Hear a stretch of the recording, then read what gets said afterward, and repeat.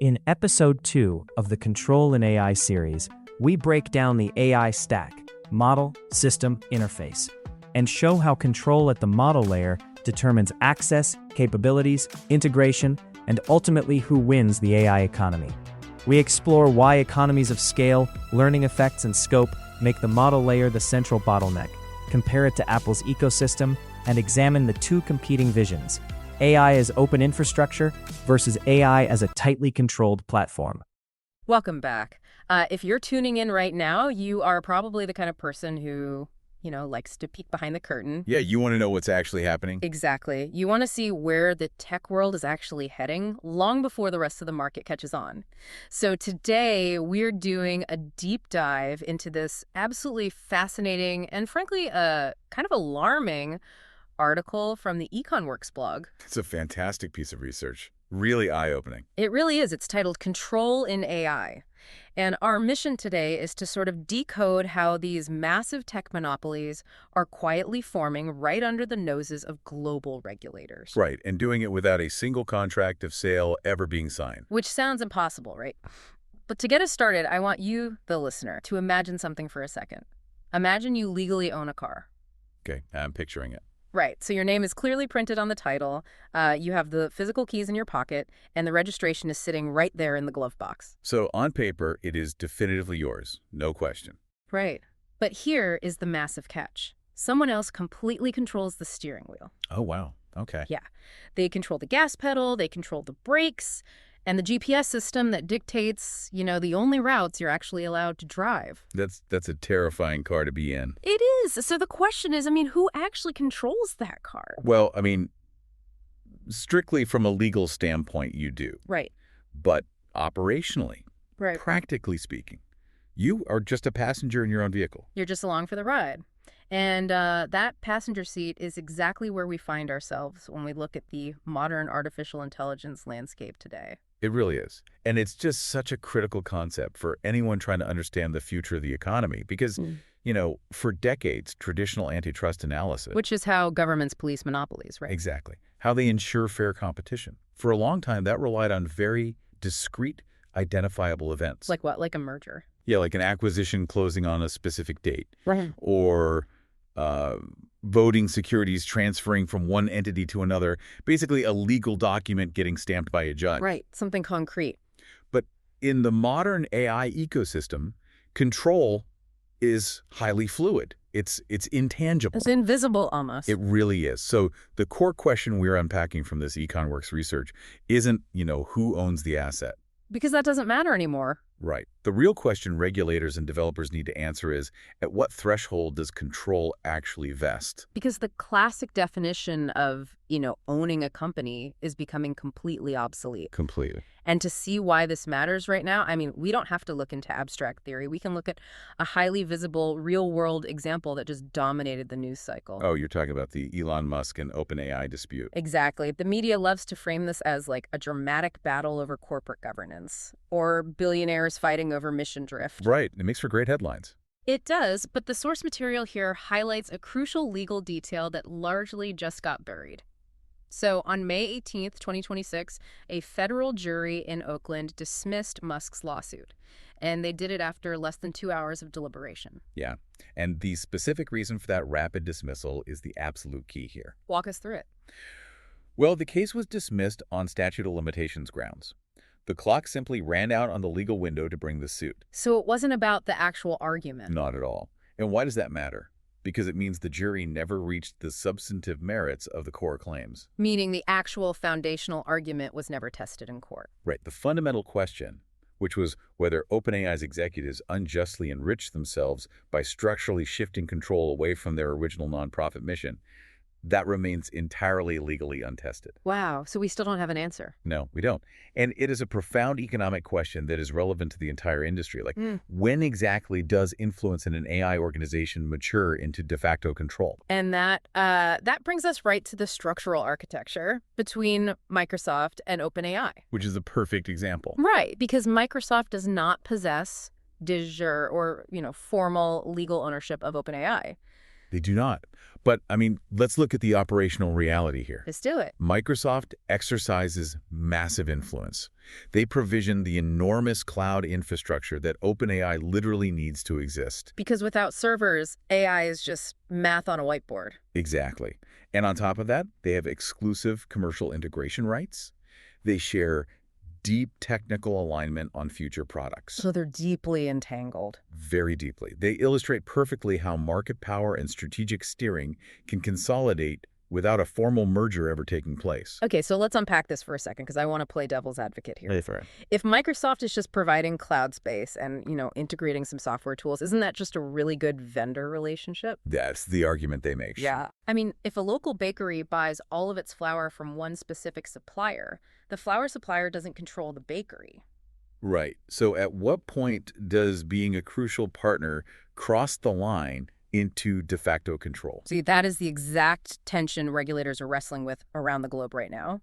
And the EconWorks article actually provides a fantastic conceptual map for this. Oh, figure 1 from the blog. Yes, exactly. Figure 1.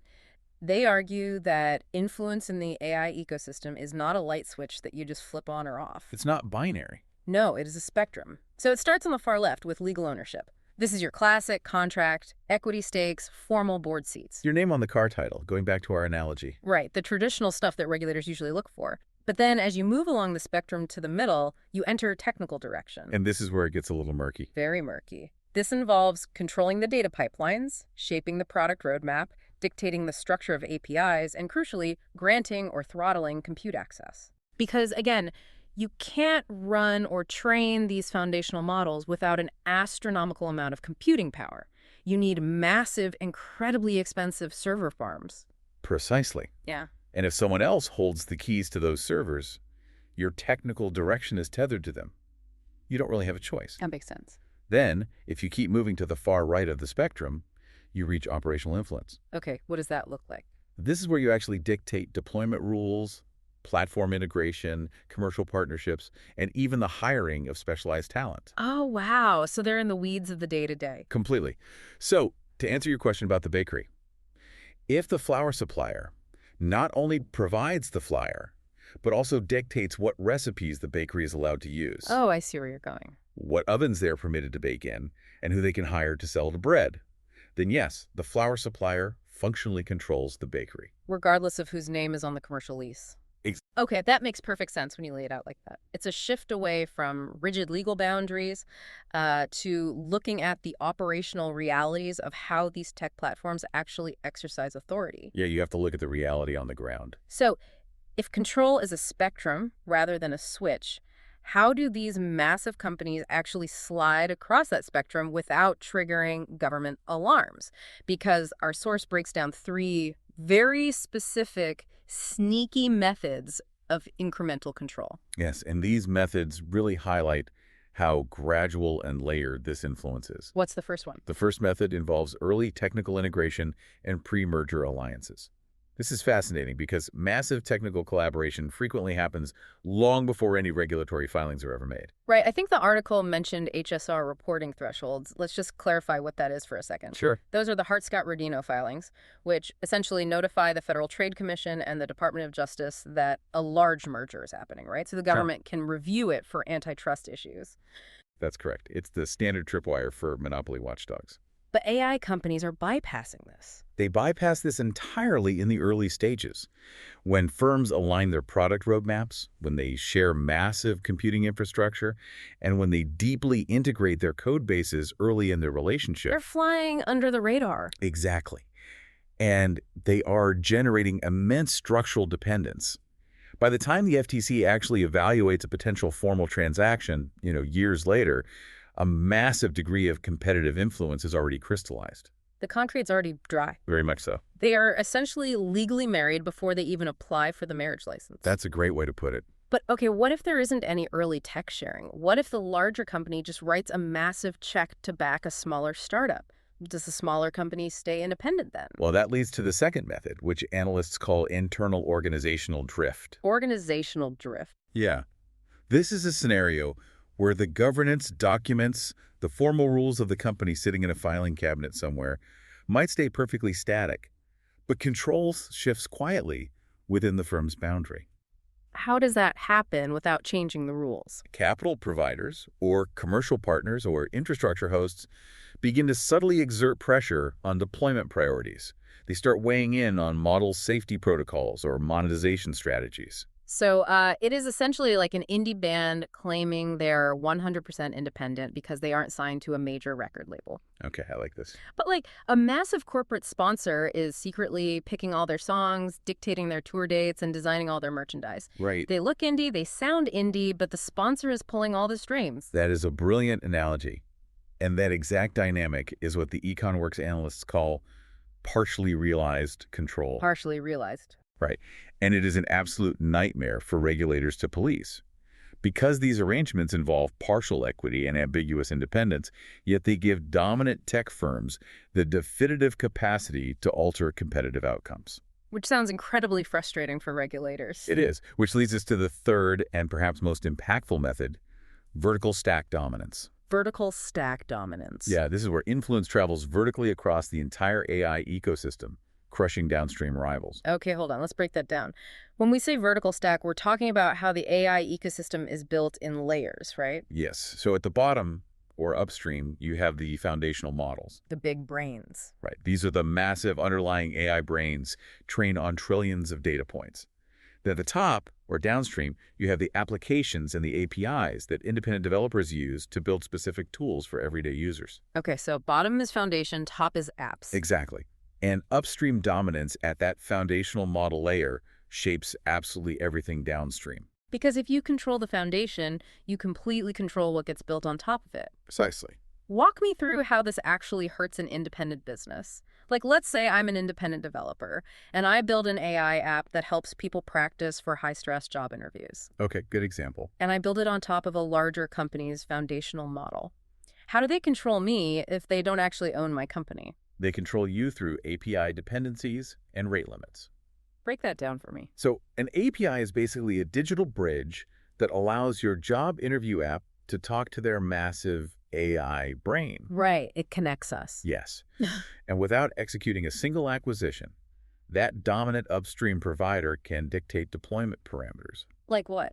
Well, let's say the larger company decides to change the safety guardrails of their foundational model to, never simulate conflict. Uh-oh. Right. Suddenly, your job interview app, which is designed to simulate tough, conflicting questions, breaks completely. Wow. Just overnight. Overnight. Or they change the rate limit, which is the amount of data you are allowed to process per second. So they just throttle my access. Exactly. They throttle your access, your app slows to a crawl, your users abandon you, and your business model is instantly destroyed. That is brutal. It is. The foundational company constrained what you could build and operate without ever buying your company or even competing with you directly in the App Store. Which is terrifying if you are an independent developer trying to innovate in this space. It's a huge risk. But, this raises a historical question for me. If you look at the history of technology, hasn't it always been a monopoly game? In many ways, yes. Right. So surely regulators have dealt with this kind of sneaky, layered capture before. They definitely have. Competition policy has previously confronted theories of harm related to gradual technological capture. The most notable historical precedent here is standard-setting organizations, or SSOs. SSOs, like the industry groups that got together and created the universal standards for Wi-Fi or USB drives. Exactly those. In classic SSO environments, tech firms didn't actually need to own the standard-setting body to control the market. They just showed up? Yeah, they just participated in the working groups, they steered the technical specifications, and they made sure to quietly embed their own essential patented technologies into the industry standard. Oh, that's clever. It was very effective. Then, once the entire global market was locked in to using that standard to build their computers and routers, those specific firms wielded immense structural power through licensing terms. Okay, so the playbook of influence without ownership isn't entirely new. No, it's not new at all. But the deep dive source notes that modern AI markets depart from this traditional SSO model. Why is the old regulatory playbook failing today? It fails because AI is fundamentally different in three critical ways. The first difference is velocity. Velocity, speed. Right. Traditional SSOs operated on incredibly slow, multi-year cycles. Getting every tech company on Earth to agree on exactly what a USB port should look like took years of committee meetings. I can imagine. But AI innovation is so aggressively fast that formal standard setting simply cannot keep pace. De facto standards are being established in real time right now via dominant APIs and the rapid adoption of open source models. It's basically the difference between watching a glacier move and trying to outrun an avalanche. That's exactly it. So what are the other differences? The second is the assets themselves. Old tech disputes centered heavily on patent holdups. I have a publicly filed patent on the wiring of this specific cable. You have to pay me to use it. Of a very clear legal boundary. Right. But in AI, market power isn't about patents. It is anchored in hidden trade secrets, proprietary data pipelines, massive computing thresholds, and the continuous aggressive acquisition of specialized engineering talent. Which is way harder to pin down. Much harder to regulate than a publicly filed patent. Yeah. And the third difference is the regulatory environment itself. We have moved from a relatively passive regulatory environment in earlier tech cycles to one that is now hyper-focused on concentration risks in frontier AI. Okay, here is where I have to push back, though, right? Because if modern regulators are so hyper-focused and wide awake right now, why can't they just step in and smash these API monopolies? It's not that simple. But why can't they force open the trade secrets just like they went after patent trolls in the past? I mean, they clearly see the problem. Why not just drop the hammer? To answer that, we have to look at a very specific cautionary tale from the early 2000s, the Rambus case. Yep. It perfectly illustrates the evidentiary limitations of our legacy antitrust tools. Wait, I am not familiar with Rambus. Who were they, and how did they lay a trap for regulators? So Rambus was a technology company participating in JADEX, which was the massive industry consortium for memory chip standards. Okay. The Federal Trade Commission argued that Rambus sat in on these consortium meetings, actively helped shape the new memory chip standard to rely on a specific architecture, but completely failed to disclose that they held the patents for that exact architecture. So they just sat there quietly while everyone adopted their tech. Yes. They waited until every computer manufacturer in the world had built their assembly lines around this standard, and then Rambus asserted its patent rights to extract super competitive royalties. Let me pause you right there just to clarify a term for our listeners. Super competitive royalties. You mean they basically just jacked up the licensing prices way beyond what a normal competitive market would tolerate simply because they knew the entire industry was already trapped? That is the exact mechanism. It is pure rent extraction. They essentially ambushed the entire hardware industry. Naturally, the FTC sued them. And did the FTC win? Because it seems like an open and shut case of deceptive monopoly building. The FTC initially prevailed, yes, but the decision was ultimately overturned on appeal. How is that possible? I mean, if they clearly laid a trap and ambushed the market, why did the courts let them get away with it? Because of the evidentiary burden of the counterfactual. The counterfactual. Right. To win the case under existing law, the FTC had to prove that the industry would have adopted a different standard if Rambus had not acted deceptively. Oh, wow. Yeah. Proving a counterfactual, proving what would have happened in an alternate timeline, is an exceedingly high legal burden. You are basically asking a judge to rule on a hypothetical universe. That's nearly impossible. It is. The court essentially said, prove to us that the industry wouldn't have just chosen the Rambus standard anyway, even if they knew about the patents. Wow. And because the FTC couldn't definitively prove an alternate timeline, Rambus just walked away victorious. Exactly. And the enduring lesson of Rambus represents the exact structural challenge the FTC faces today with AI. Because it's all gradual. Right. When competitive harm arises from gradual technical integration over time, rather than a single discrete business transaction, identifying the precise moment government intervention is legally justified becomes exceptionally difficult. How do you pinpoint it? You can't. Yeah. How do you prove that an independent AI developer would have used a different foundational model if Microsoft and OpenAI hadn't shared compute infrastructure 3 years ago? You can't. The burden of the counterfactual is just too high to clear in a courtroom. So, bringing this all back down to earth, if you are sitting there listening to this while coding a new app or trying to decide what tech stocks to put your 401k into, or even just trying to understand why your company's software tools cost so much, this is the invisible architecture that decides if you succeed or fail. It touches everything. It does. These quiet, incremental power grabs dictate the tools you have access to, they dictate the privacy of your data, and ultimately, they dictate the prices you will eventually pay. That is the ultimate takeaway here. We are witnessing a profound economic paradigm shift. Yeah. Traditional merger law optimizes for structural certainties. It looks for voting control, physical asset transfers, and bright line thresholds. But when market power is distributed through compute partnerships, shared infrastructure, and API dependencies, those legacy legal frameworks become structurally insufficient. They just don't work anymore. They don't. De jure ownership is simply no longer an adequate proxy for market power. Regulators, economists, and independent developers have to stop asking who owns the firm and start confronting the much more complex reality: who actually steers the system. And we are already seeing this exact new reality play out on the global stage right now. They really are. Before we wrap up, there is one more massive, concrete example from the EconWorks piece that you, the listener, really need to hear, and it literally just happened in late April 2026. Manus case. Yes. China's National Development and Reform Commission, the NDRC, officially stepped in and blocked Meta's $2 billion acquisition of an autonomous AI agent developer called Manus. And the wild part isn't even that they blocked it. Right. The wild part is that the regulators ordered the parties to withdraw the transaction before they ever crossed the threshold of a legally completed acquisition. Which is unprecedented.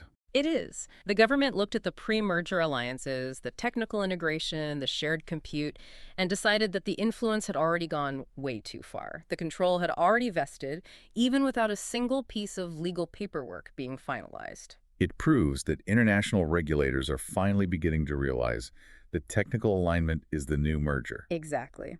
Which brings us right back to where we started today. The car analogy. The car. Imagine you legally own a car, but someone else controls the steering wheel, the gas pedal, and the GPS. If the line for a monopoly is no longer drawn at a legal handshake, but is instead buried somewhere deep inside API dependencies and shared server farms, how do we even begin to define an independent company in the age of AI? Thanks for tuning into this episode of EconWorks. The goal of this series is to move beyond the surface-level descriptions of how markets work and start looking at the actual architecture of competition. We'll be back soon with another look at where the law and economics meet the market. For the full technical analysis and more from this series, visit us at econworks.com. If you found today's breakdown valuable, please subscribe and share the show. It helps us keep the analysis independent. From all of us here at EconWorks, thanks for listening.